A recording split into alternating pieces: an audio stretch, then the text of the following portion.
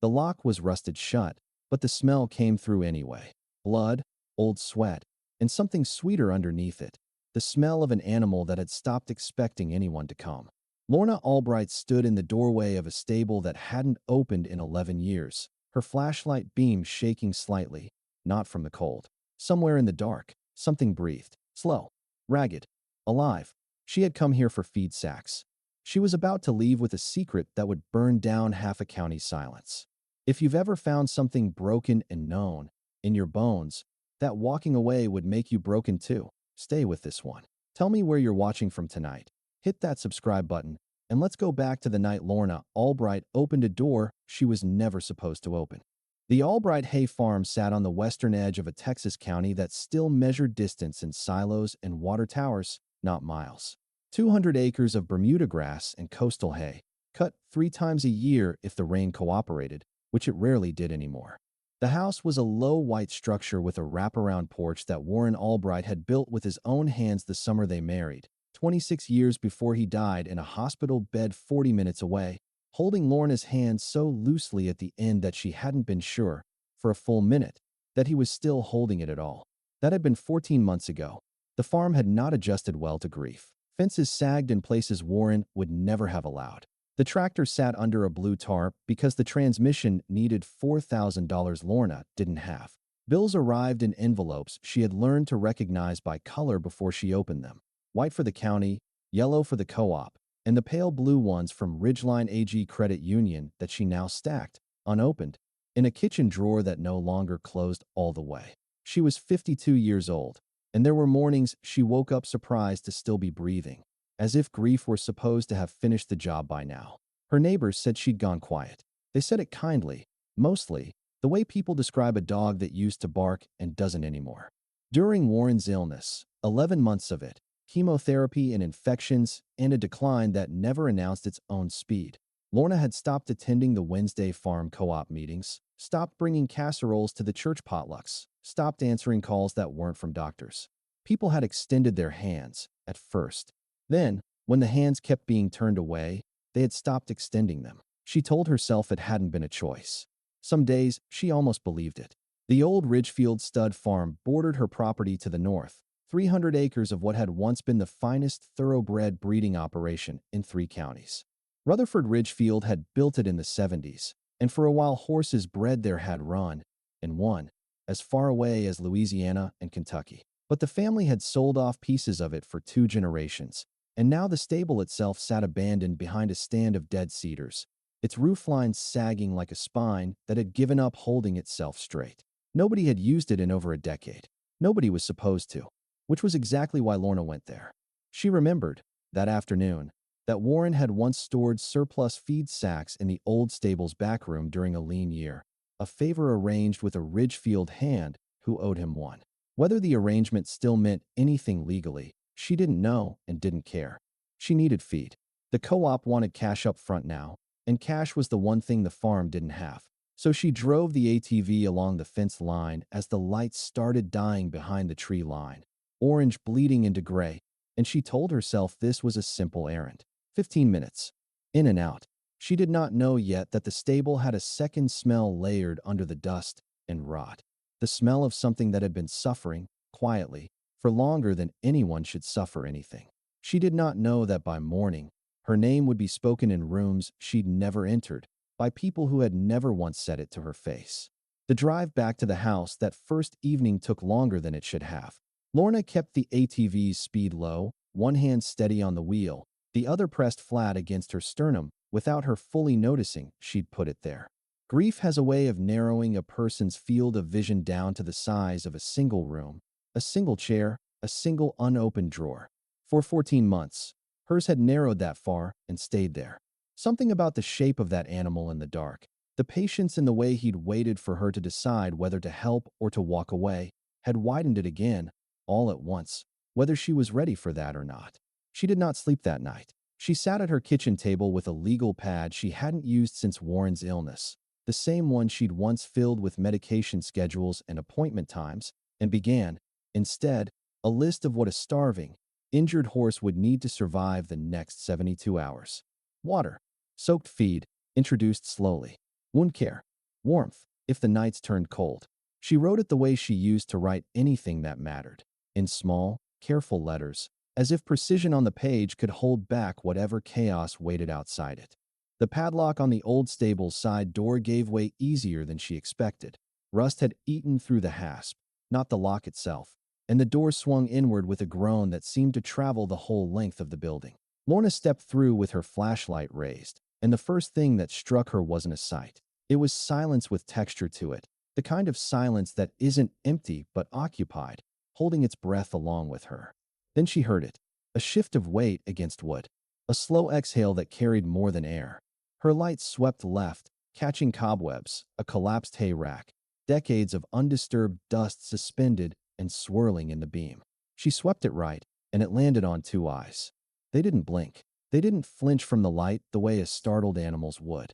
They simply watched her, dull and sunken in a face gone enough that the skull beneath seemed to press against the skin. A horse, what remained of one, stood in the last stall of the row, half collapsed against the corner post, as if standing upright had become a negotiation his body was losing. Lorna didn't move for a long moment. Neither did the horse.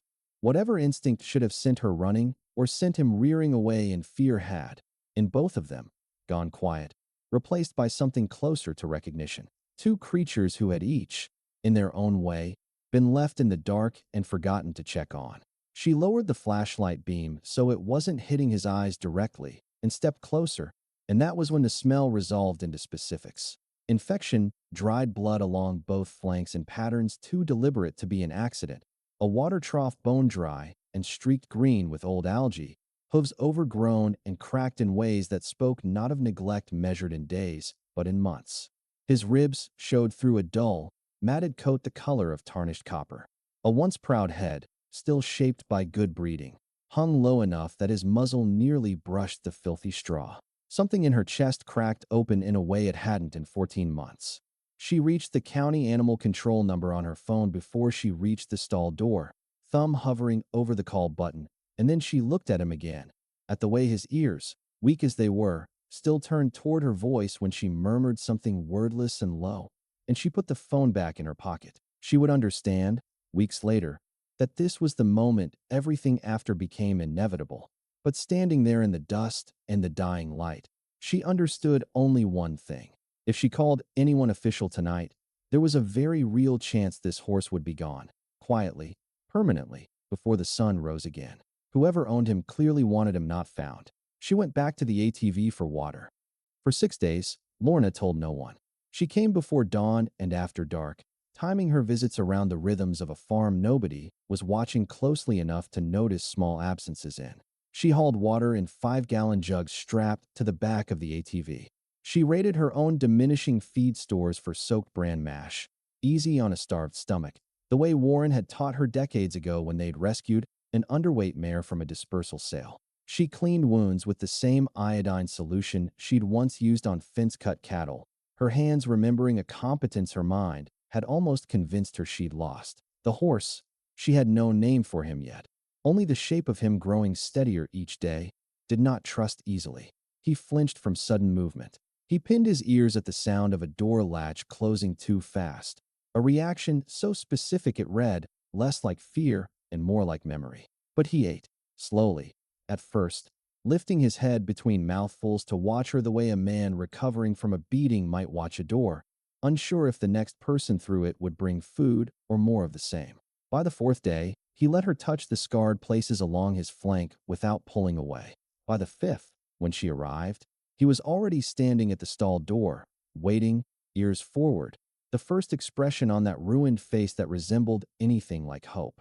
She started talking to him without meaning to, not the aimless chatter people use on pets, but low, steady sentences, the kind you'd use to calm someone standing at the edge of something. She told him about the fence line that needed mending, about the price of feed, about Warren, once, without fully deciding to, the words slipping out while her hands worked a brush gently over the ridges of his spine.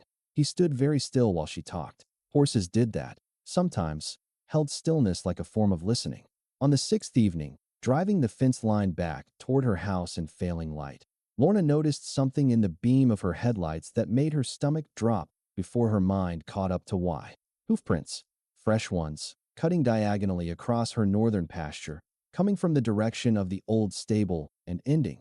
She followed them another quarter-mile with a knot tightening behind her ribs at her own barn door. She had left him locked in that stall an hour ago. There was no way out except through a door she had checked twice. Unless he had found one on his own.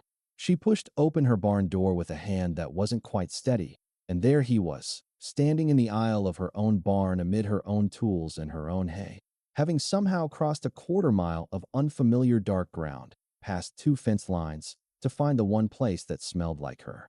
He turned his head toward her in the lantern light, and for the first time since she'd found him, his ears were fully forward, no flinch in them at all.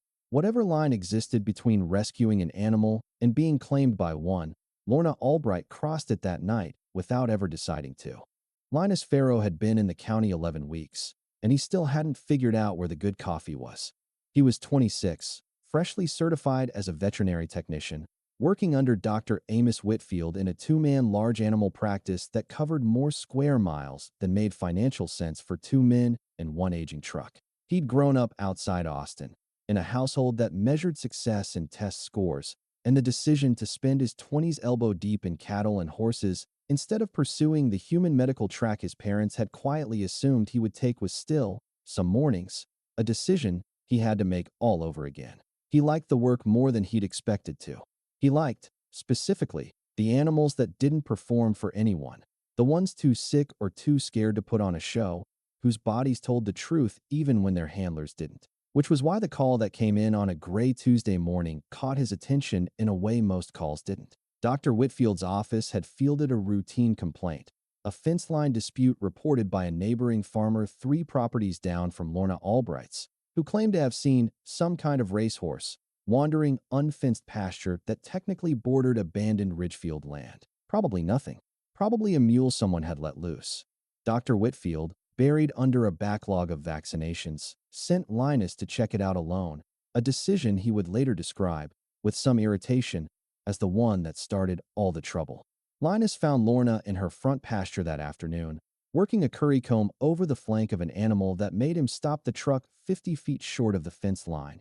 Engine still running, doors still closed, even in poor condition, and the horse was clearly, unmistakably, still in poor condition, ribs visible, scars healing but not yet healed. There was a conformation to that body that Linus recognized instantly from 4 years of thoroughbred anatomy courses and a personal, half-embarrassing habit of watching old Kentucky Derby footage on his lunch breaks. The sloped shoulder, the long, clean cannon bones, the particular set of the head that breeders spent generations selecting for. This was not a farm horse. This was not a mule someone had let loose. He got out of the truck slowly, badge of the practice visible on his shirt, and Lorna's whole body changed the moment she registered who he was. Not panic exactly, but a stiffening, the posture of someone bracing for a door to be kicked in. He asked, quietly, where she'd gotten him. She didn't answer right away. The horse, sensing the shift in her, stepped half a pace closer to her side, angling his body faintly between her and the stranger, a movement too deliberate to be coincidence, the kind of positioning a horse only learns to do for someone it has decided, on its own terms, to protect. Linus noted that too. He noted a great many things in the next 10 minutes, standing at that fence line, that he would spend a long time afterward wishing he hadn't. Because when he ran the horse's description past the state equine registry that evening, the branding pattern on the inner lip, faint but legible under his flashlight, a distinctive Ridgefield-era hip number tattoo he recognized from an old racing directory his grandfather used to keep. The name that came back stopped him cold in his kitchen at 9 at night, spoon halfway to a bowl of cereal he never finished. Sovereign, 4-time stakes winner. Formerly owned and raced under the colors of Vance Bloodstock, LLC. Formerly, because 18 months ago, Sovereign had been officially reported deceased, put down after a catastrophic leg injury sustained in training, according to the filing, with an insurance payout of just over $200,000 processed, and closed the same fiscal quarter. Linus sat very still at his kitchen table for a long time, staring at a photograph of a dead horse standing very much alive on a stranger's pasture 40 minutes from where he sat. He picked up his phone, put it down, picked it up again. Whatever he did with what he now knew, someone was going to be very unhappy with him, and he had a growing, uncomfortable certainty about which someone that would be. Milo Vance did not visit his stables often anymore. He preferred, these days, the version of the horse business that lived in spreadsheets, in insurance riders and syndicate shares, and the particular alchemy by which a champion's bloodline could be monetized 6 different ways before the animal ever crossed a finish line again. He was 58, silver-templed in a way that photographed well for the regional business magazines that occasionally profiled him as a self-made success story of Texas racing. Having built Vance Bloodstock from a single claiming horse, his father left him into an operation with interests across 4 states. He wore the confidence of a man who had never, in 3 decades, faced a consequence he couldn't outlawyer, outweight, or outspend. The call from his farm manager, Dwayne Kessler, came in while Milo was at lunch with a syndicate partner from Louisiana, and he stepped out onto the restaurant patio to take it, expecting some minor logistical problem. Instead, Dwayne's voice carried a strain Milo hadn't heard from him in years. Sovereign had been seen, alive, on the old Albright Hay property, 40 minutes south, being tended by the widow who owned it. Milo did not, for several seconds, say anything at all. The syndicate partner, watching through the glass, would later mention to a colleague that he'd never seen Milo Vance go that particular shade of still, because Sovereign being alive wasn't merely an inconvenience. It was a liability with a heartbeat. 18 months prior, after a training injury that had, in truth, been the result of Milo's own decision to push the horse through a suspensory strain rather than absorb the cost of proper rest and rehabilitation, Sovereign's continued racing career had become mathematically worthless. A horse too injured to run, too expensive to retire and maintain, and too well-bred to simply disappear without questions, unless those questions were answered before they were asked. Milo had filed the insurance claim himself. He had personally selected which veterinarian signed the euthanasia documentation, a man who owed Milo enough favors and enough money to sign whatever was placed in front of him. The horse, in every legal, financial, and reputational sense that mattered, had ceased to exist 18 months ago. What actually happened that night? Dwayne driving Sovereign, drugged into stupor, to the abandoned Ridgefield stable rather than to the veterinary clinic, locking him in the back stall with enough feed to survive a week, but not enough water to survive comfortably. Intending to return within days to finish what the fraudulent paperwork had already claimed was finished, was a detail Milo had filed away and he believed closed permanently. Dwayne had simply never gone back. A family emergency, then a bout of pneumonia, then the slow human habit of avoiding a task that felt worse the longer it was avoided, until 11 months had passed and Dwayne told himself the horse was surely dead already, and there was no longer any task left to do. Milo listened to all of this, delivered in Dwayne's stammering, guilt-thick voice, standing on a restaurant patio in the Texas heat, and understood with total clarity that $200,000 of insurance fraud, a falsified veterinary death certificate, and 18 months of animal cruelty were currently standing in a stranger's pasture, being fed by hand, in plain view of anyone who cared to look closely. He set down his glass of iced tea very carefully, the way a man sets down something he wants very badly not to break in front of witnesses. Then he made 3 phone calls before he finished his lunch. One was to his lawyer. One was to a contact on the county agricultural board. The third was to a number he hadn't used in some time, belonging to a man whose entire professional value lay in making complicated problems disappear quietly. By that evening, Lorna Albright's name was already circulating in rooms she had no idea existed. The man Milo called last, the one whose entire professional value lay in making complicated problems disappear quietly, went by the name Foster Grail on the rare occasions he used a name at all. He specialized in the particular Texas art of applying pressure through channels too diffuse to trace back to any single source.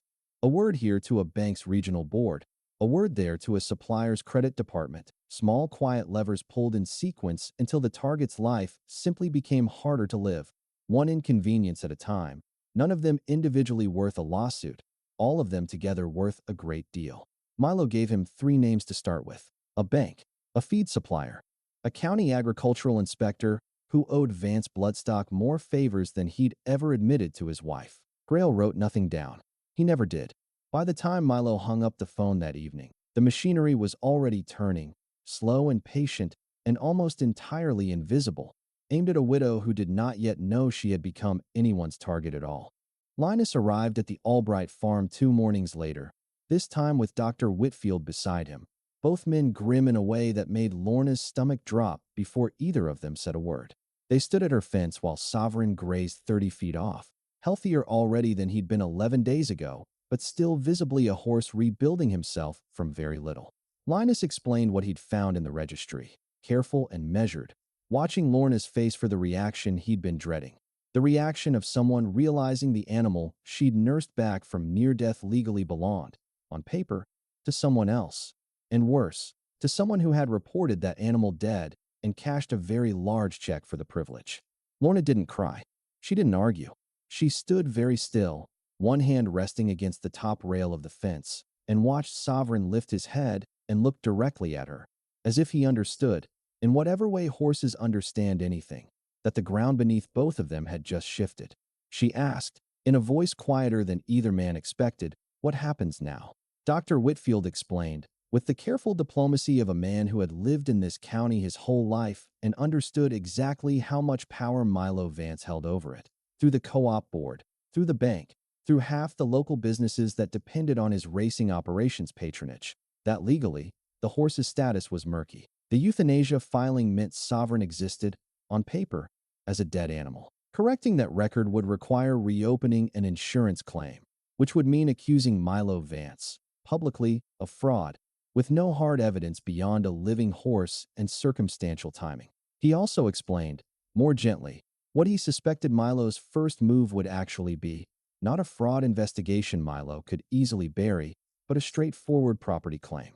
A living, valuable horse found on someone else's land was, in the eyes of the law that mattered most immediately, still just a horse that had wandered off Vance property and needed to be returned to its rightful owner.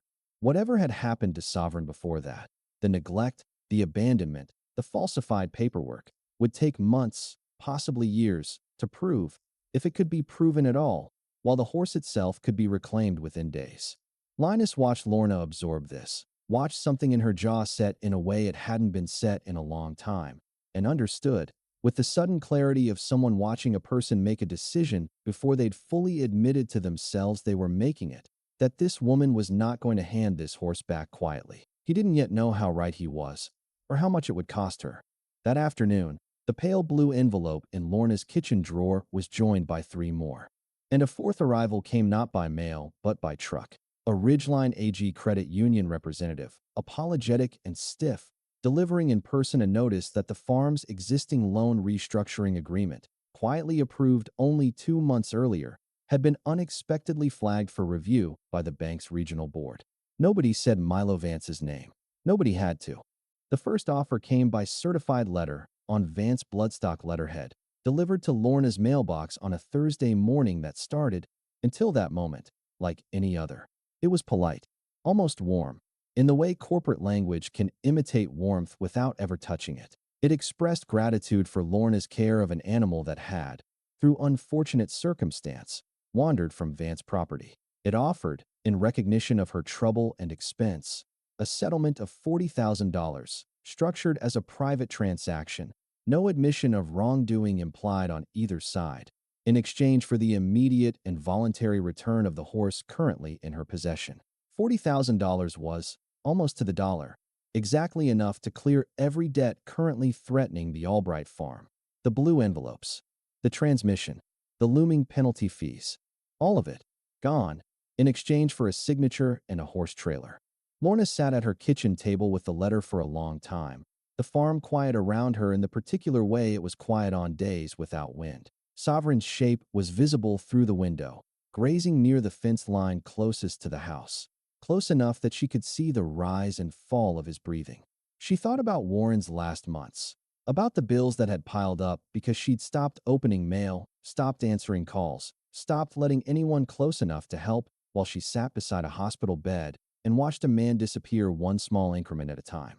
She thought about how easy it would have been, back then, to let someone hand her a number that made the fear go away. She thought about the way Sovereign's ears had turned toward her, that first night in the dark stable, when nothing else in his ruined body had bothered to respond to anything at all. She folded the letter, put it in the drawer with the unopened blue envelopes, and did not answer it. Milo Vance did not take silence well. Within a week, the pressure arrived from several directions at once, each one calibrated, each one deniable on its own. A feed supplier Lorna had used for 11 years called to regretfully inform her that her account had been placed on a credit hold pending review.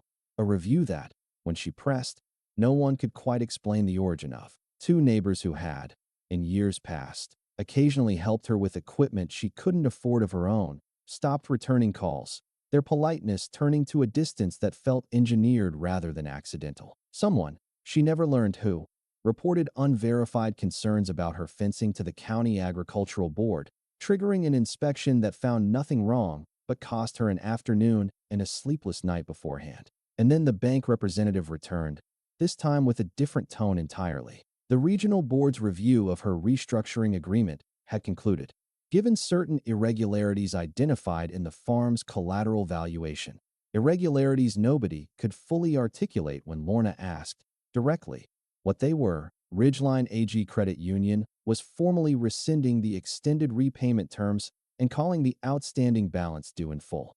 48 hours. That was the window they gave her.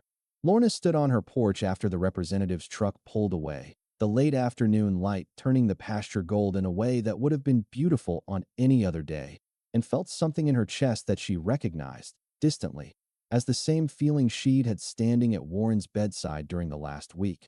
Watching machines do work his body had stopped doing on its own. The specific, suffocating sensation of watching something collapse in slow motion and understanding there was very little she could do to stop it. Sovereign approached the porch rail unbidden, the way he'd started doing in recent days, and lowered his head until it rested, gently, against her shoulder. She stood there a long time, one hand against his neck, not moving, while the light died around them both. She had 48 hours to save her farm. She had a horse worth a fortune to men who wanted him gone, and a truth about what had been done to him that she couldn't yet prove. She thought, too, about the neighbors who had stopped returning her calls, and the particular hollowness of watching kindness withdraw itself in increments too small to name individually, but impossible to mistake in some.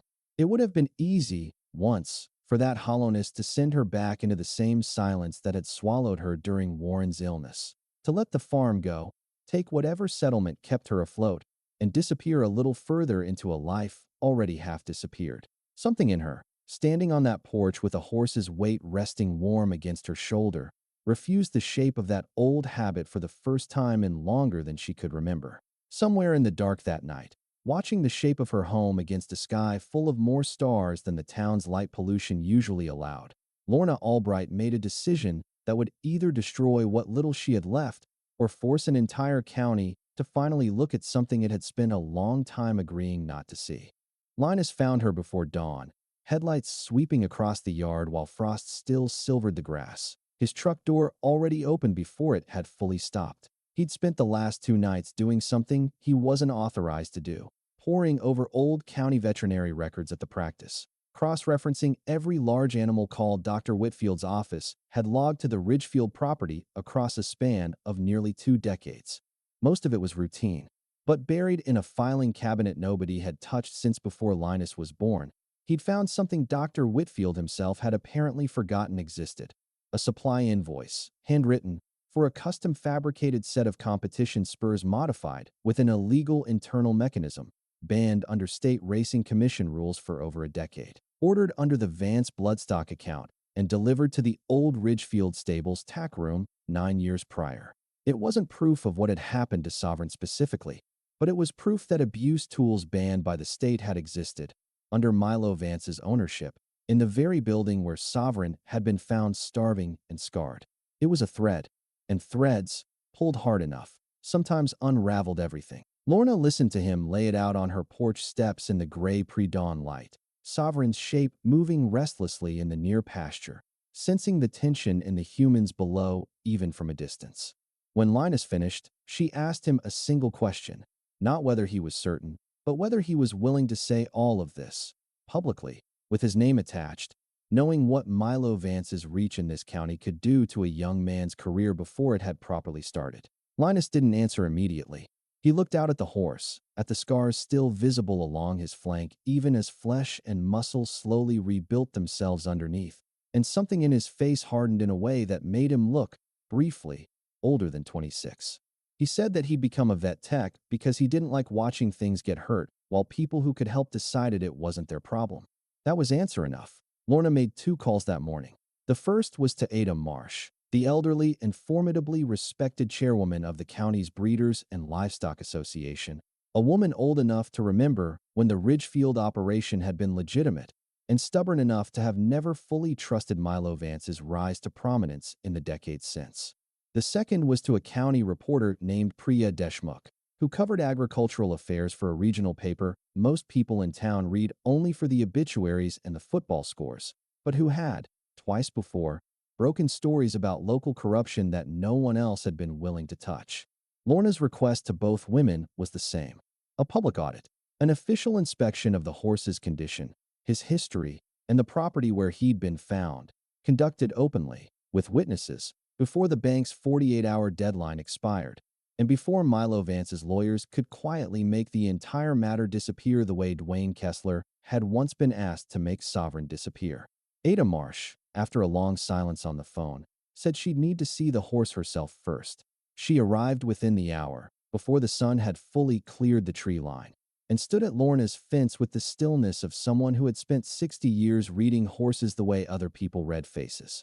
Sovereign approached her cautiously, ears flicking, and stopped just short of arm's reach, close enough to be examined, far enough to retreat if he needed to. Ada studied him for a long time without speaking. Then she said, quietly, that she remembered this horse. Remembered watching him run, years ago, at a regional stakes race. Remembered the particular way he'd carried his head in the stretch that made grown men in the stands go quiet. She said the horse in front of her now still carried that same head carriage, underneath everything that had been done to bury it. She agreed to the audit. It would happen in 2 days, at the old Ridgefield stable itself, with the county association's inspection panel, a state-licensed veterinarian of Ada's own choosing, and, despite Lorna's private hope that it might happen quietly, Priya Deshmukh's camera crew standing by to document whatever the panel found. Word travels fast in a county that small. By nightfall, Milo Vance would know exactly what was coming for him. The only question left was which one of them would arrive at that stable with more to lose. The morning of the audit arrived cold and windless, the kind of stillness that felt less like calm than like held breath. Vehicles began gathering outside the old Ridgefield stable before 8. Ada Marsh's inspection panel and a convoy of 3 trucks, Priya Deshmukh's small camera crew setting up along the fence line, a scattering of curious neighbors who had heard enough rumor over the past 2 days to justify losing a morning of work to come see for themselves. Linus arrived early, helping Dr. Whitfield unload equipment, his jaw tight with the particular nervousness of someone about to testify to something that mattered. Lorna arrived leading Sovereign on a rope she barely needed, the horse walking beside her without pulling, without hesitation, close enough that his shoulder occasionally brushed hers, a proximity that read, to anyone watching closely, less like an animal being led and more like an animal choosing to stay near the one person who had never once hurt him. Milo Vance arrived last, exactly the way a man arrives when he wants a room to understand he was never worried. 2 lawyers flanked him, dressed for a courtroom rather than a stable yard. Dwayne Kessler trailed a half-step behind, his face gray, his eyes refusing to meet Sovereign's the entire morning, as if some animal part of him understood that the horse remembered exactly what role he'd played in that locked stall 18 months ago. The lead veterinarian, a state-licensed inspector named Dr. Yolanda Reyes, began the examination methodically, checking Sovereign's teeth for age confirmation against registry records, his hip tattoo against the official brand, the healing pattern of his scars against Linus's photographic documentation from the past 2 weeks. Milo's lawyers interjected periodically, framing every finding in the driest possible legal language, insisting repeatedly that whatever condition the horse currently displayed reflected only the neglect of an unauthorized period on unmonitored land, not anything that had occurred under Vance Bloodstock's official care. It was, for the first 20 minutes, a battle of documentation and technicality, exactly the kind of fight Milo Vance had spent 30 years learning to win.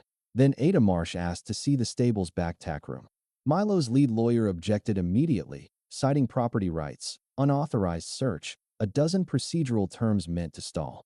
But Ada, standing in the cold morning air with the quiet authority of 60 years spent in this exact business, simply reminded the room that the property currently belonged to no clearly established legal owner. The Ridgefield estate itself contested, abandoned, and unmonitored for over a decade, meaning no single party present had standing to bar a licensed association inspector from examining any part of it. The lawyers had no immediate answer for that. And that was when Sovereign, still standing calm and steady at Lorna's side through nearly 30 minutes of tension, official questioning, and Milo Vance's cold, unreadable presence 20 feet away, did something no one in that stable yard was prepared for. He turned his head toward the stable's back corridor. The same corridor Lorna herself had never explored during her secret visits, too focused on the injured animal in front of her to investigate further, and began, gently but insistently, to pull against the lead rope, angling his whole body toward that dark hallway with a purpose that silenced every conversation happening around him. Lorna, startled, let the rope play out rather than fight him. He walked the corridor without hesitation, past collapsed stalls and decades of undisturbed dust, and stopped at a section of wall paneling that looked, to every untrained eye present, identical to the wall around it. He pawed at the base of it once, twice, a deliberate motion that Ada Marsh, eyes narrowing, 60 years of horse instinct sharpening to a point, recognized immediately as learned behavior, not accident. It took Linus and Dr. Whitfield less than 5 minutes with a crowbar to pry the paneling free. Behind it, a shallow hidden compartment, dust-caked but intact, containing exactly what Linus's forgotten invoice had described.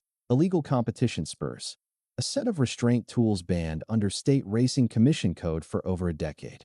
And, tucked at the back, a small leather-bound ledger, Dwayne Kessler's own handwriting, sloppy with the particular carelessness of a man who never expected anyone to read it, logging training sessions, dates, and notes that included, in language too specific to explain away, references to corrective measures administered to horses whose performance had disappointed Milo Vance.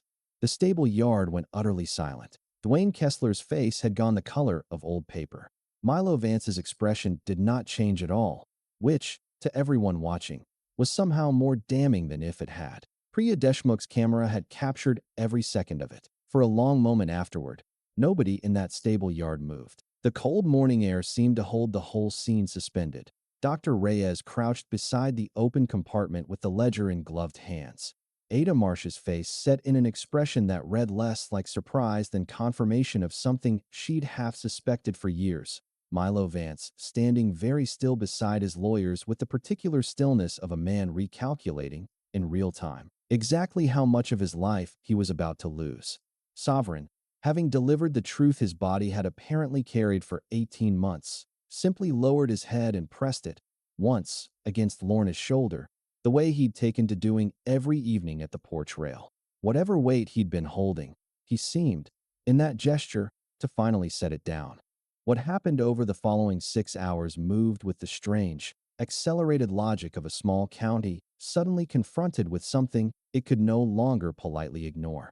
Ada Marsh, ledger in hand, made 2 phone calls before the stable yard had even fully cleared, one to the State Racing Commission's regional office, one to the county sheriff's department, both of them citing evidence of animal cruelty, illegal equipment use, and language in Dwayne Kessler's own handwriting that strongly suggested a pattern extending well beyond a single horse. Priya Deshmukh's footage, edited into a short segment by early afternoon, had already begun circulating through the county's tightly networked community pages, the sight of Sovereign pawing purposefully at a hidden wall panel proving more persuasive to most viewers than any legal argument could have been. Milo Vance's lawyers, sensing the ground shift beneath a client whose calm had always depended on controlling the narrative before anyone else could shape it, began speaking to him in low, urgent tones near their vehicle, the word liability audible more than once across the yard. Dwayne Kessler did not wait for his employer's instructions. Standing alone near the stable's entrance, gray-faced, watching Sovereign nuzzle gently against Lorna's shoulder as if the horse understood, in whatever way horses understand anything, that the truth had finally found daylight, something in Dwayne seemed to give way all at once. He approached Ada Marsh directly. ignoring the lawyer's sharp gestures for him to stay silent, and admitted, in a low, unsteady voice audible to everyone still standing in that yard, exactly what he had done 18 months earlier: the drugging, the abandonment, the intended return that guilt and cowardice had kept postponing for nearly a year until he'd convinced himself the horse must already be dead. He said he'd told himself the insurance money didn't matter to him personally. He said that didn't make it any less true that he'd left a living animal locked in the dark to die slowly rather than face what it would cost him to refuse his employer. It was not absolution. Nothing about his voice suggested he expected it to be. But it was, for the first time in 18 months, the truth spoken out loud in a place where it could no longer be quietly buried. Milo Vance's lawyers moved quickly after that, working to distance their client from Dwayne's independent actions, framing the falsified death certificate and insurance claim as the unauthorized malfeasance of a single rogue employee rather than a directive from ownership. Whether that framing would ultimately hold up under a state fraud investigation was a question that would take months, possibly longer, to resolve in any courtroom. But something had already shifted that no legal maneuvering could fully undo.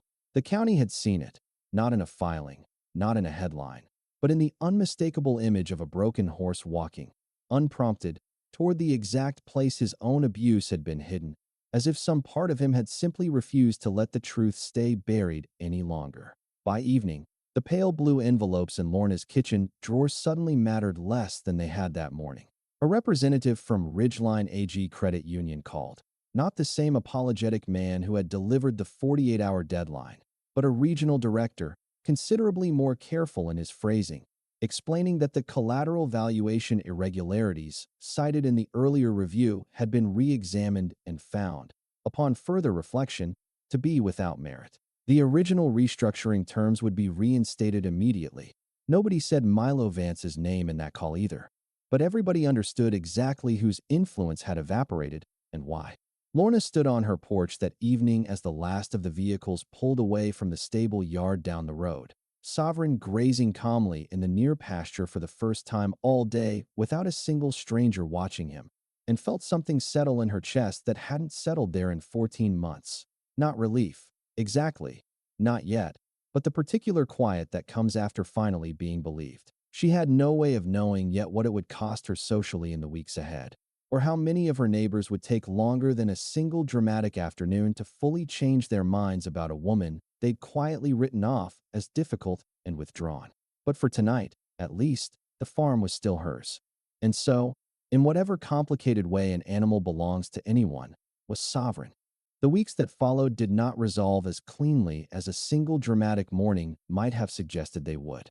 The State Racing Commission opened a formal investigation into Vance Bloodstock's training practices, a process that moved with the grinding slowness such processes always do, complicated further by Milo's legal team working every available angle to insulate him personally from Dwayne Kessler's confessed actions.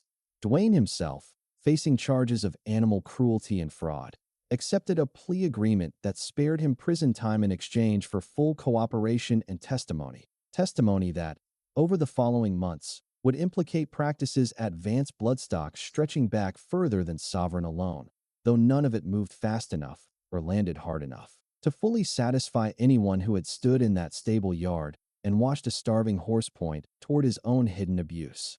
Milo Vance did not vanish from the county. Men like him rarely do, not entirely. His racing operation shrank considerably as sponsors and business partners quietly distanced themselves, and the regional business magazine that had once profiled him as a self-made success story ran a considerably less flattering follow-up piece the following spring.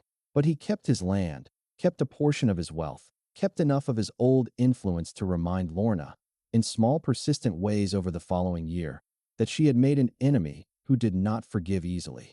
Not everyone in the county rallied to Lorna's side either, despite the footage, despite the ledger, despite Dwayne's own confession. Some neighbors who had done business with Vance Bloodstock for years found it easier to believe the whole matter had been overblown, a private employee's misconduct rather than a systemic cruelty their community had, in some small ways, helped enable by looking away for over a decade. A handful of the old feed supplier relationships and equipment sharing arrangements Lorna had lost during the pressure campaign never fully returned.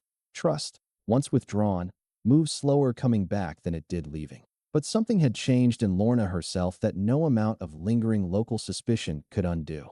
She began attending the Wednesday co-op meetings again, the first time in nearly 2 years, sitting quietly near the back at first, then gradually finding her voice in conversations she'd once avoided entirely. Ada Marsh, in the months following the audit, became something unexpected, not quite a friend, not at her age, but a steady, respected presence who checked in on Lorna's progress with Sovereign's rehabilitation with a regularity that felt, after a while, like its own kind of care. Linus stopped by more often than his job strictly required, ostensibly to monitor Sovereign's continued recovery, though both he and Lorna eventually stopped pretending that was the only reason. He'd taken real professional risk exposing what he'd found in that filing cabinet, risk that could easily have ended a career before it began in a county where Milo Vance's reach still mattered. It hadn't. If anything, word of what he'd done, quietly, carefully, without seeking credit for it, had earned him a reputation in the community that 100 routine vaccination calls never could have. Sovereign's physical recovery, meanwhile, unfolded slowly across that same stretch of months. The ribs filled back in. The coat regained its color, copper deepening towards something closer to what old racing photographs showed. The overgrown hooves were corrected under careful farrier work. He would never race again. The old suspensory injury, worsened by months of untreated neglect, had left permanent structural damage no rehabilitation could fully reverse. But he moved, eventually, with a soundness and ease that no one examining him in that dark stable 11 months earlier would have believed possible. He never fully lost his wariness of strangers. Certain sounds, a door latch closing too quickly, raised voices carrying across a distance, could still send a flicker of old fear through his body, a flinch that faded faster each season but never entirely disappeared. Some scars, Lorna had come to understand, simply become part of the animal, the same way certain silences had become part of her. But every morning, without fail, he was waiting at the pasture gate before she'd even finished her coffee, ears forward, watching the house for the exact moment she stepped outside. There were quieter changes too, the kind no camera crew had been there to record. Lorna started leaving her phone on the kitchen table again instead of face down in a drawer, the ringer loud enough to hear from the barn. She began driving into town on Saturdays for reasons that had nothing to do with feed or fencing. A cup of coffee at the diner, a slow walk past the shops she'd once avoided, small deliberate acts of presence in a life that had spent over a year practicing absence. None of it undid what 14 months of grief had carved into her. But it built something new alongside the old scar tissue, the way new growth sometimes does, not replacing what came before so much as learning to hold weight near it. A year to the day after Lorna Albright first pushed open a rusted stable door expecting to find nothing but old feed sacks, the county held its annual Founders' Day exhibition at the fairgrounds outside town. Livestock competitions, a small parade, the kind of modest local tradition that had continued, largely unchanged, for generations. For the first time and longer than most attendees could remember, Ada Marsh's Breeders and Livestock Association added a new category to that year's program. A public recognition award for equine welfare, established in direct response to what the state investigation into Vance Bloodstock had ultimately confirmed and named, over Lorna's own quiet, repeated objections. In honor of the horse whose stubborn insistence on walking toward a hidden wall had cracked open a silence the whole county had allowed to calcify for years. Lorna stood at the exhibition ring's edge that afternoon, Sovereign beside her, saddled for nothing more demanding than a slow walk past the assembled crowd, his old racing conformation still visible beneath a body that had been rebuilt, patiently, one small act of care at a time. He carried his head high in a way Ada Marsh had once described watching him do years earlier, in a stretch run that had made grown men in the stands go quiet. The crowd's applause, when it came, felt smaller than the moment probably deserved. This was, after all, a modest county fairground, not a stadium. But it was steady, and it was real, and it came from people who had, in their own time and their own way, finally chosen to see clearly something they'd once found easier not to look at too closely. Linus stood near the fence with Dr. Whitfield, watching. Ada Marsh, seated in a folding chair near the judge's table, nodded once in Lorna's direction, the kind of small, economical acknowledgement that meant more from her than a longer gesture would have from almost anyone else. Lorna did not make a speech. When the moment came for her to say something, standing beside a horse who had once been left to die quietly in the dark, and who had instead, through some combination of stubbornness and instinct and whatever unnamed thing passes between a wounded creature and the person who chooses to stay, forced an entire county to finally reckon with a truth it had spent years avoiding. She found she didn't have very many words for it after all. She said only that she hadn't gone looking for any of this, that she'd walked into that stable for feed sacks and found something that needed her more than the farm's debts did, and that somewhere in the process of trying to save him, she'd stopped being quite so invisible to herself. She said the real credit belonged to a horse who had never once, in 11 months of unimaginable neglect, forgotten how to trust the right person when she finally showed up. Then she rested a hand against Sovereign's neck, the way she had that first frightened night in the dark stable and every day since. And the two of them walked the rest of the exhibition loop together, unhurried, while the late afternoon lights settled gold across the fairgrounds and a county that had once looked away finally, fully, watched. The farm still carries debt, though less of it now, paid down slowly through a small equine rehabilitation program Lorna started the following spring, one wounded, discarded horse at a time, in the same stalls Warren once built with his own hands. Sovereign never raced again, and never needed to. Some mornings he still flinches at sounds that mean nothing at all, old fear surfacing briefly before settling back into the quiet trust he spent years learning to hold on to. Lorna still keeps the pale blue envelopes in that same kitchen drawer, though these days they arrive far less often, and she opens every single one. What she found in a locked, forgotten stable that night was never really about a horse worth quitting on or a debt worth clearing. It was about what happens when someone finally decides that a life left broken in the dark is worth walking toward, even when walking toward it costs everything she is left to lose. If this story moved you, tell me where you're watching from tonight and stay a little longer, because somewhere out there, right now, something is waiting in the dark for someone brave enough to open the door.